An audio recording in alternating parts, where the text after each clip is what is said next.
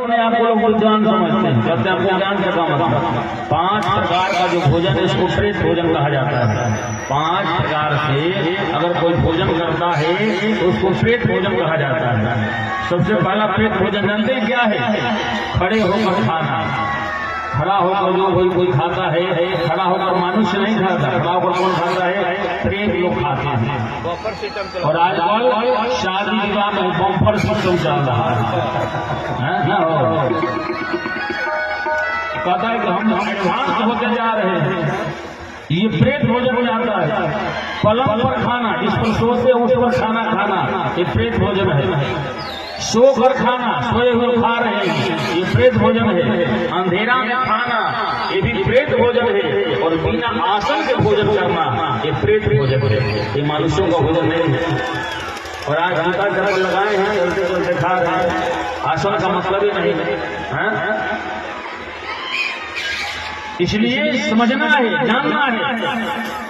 सबसे मूल कथा का मतलब क्या है? हम कथा के साथ तत्व को समझे कि राम जी ने जीवन भर में क्या किया है। तो राम ने पूरे जीवन प्रातः काल उठ के रघुनाथा, ओ मात पिता गुरु नावहि बाधा। प्रतिदिन अपने माता पिता गुरु को प्रणाम करते थे।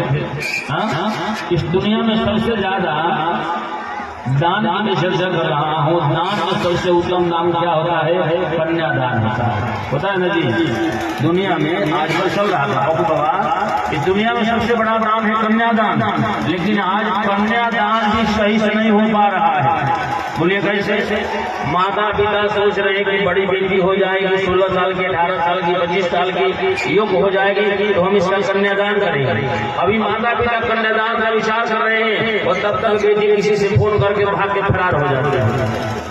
बोलिए, जल्दी बोल रहे हैं। बेटी फरार हो गई, पिताजी कन्यादान के लिए पलंग खरीद के रखे हैं बेटी को दान करने के लिए, और बेटी दूसरे के साथ फरार हो गई।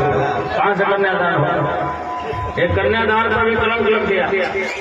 इस बार मैं चर्चा कर रहा हूँ। उस लड़के लड़की को सोचना चाहिए जो लड़की अपने पिता घर से और अपने घर से भाग रही है, और उसके अगर भाई 16 साल का हो, 18 साल का हो, 25 साल का हो, जिसकी बहन भाग जाए, वो भाई समाज में देखना लायक हो।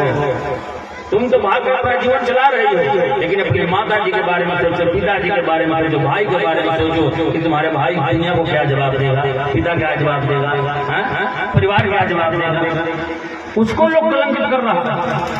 शास्त्र ने निवेदन किया है कि जिसकी घर की बहू बेटियों का नजर नीचे होता है, उसके परिवार का मुखिया का नजर ऊपर होता है, और जिसके घर की बहू बेटियों का नजर ऊपर होता है, उसके परिवार का नजर नीचे हो जाता है।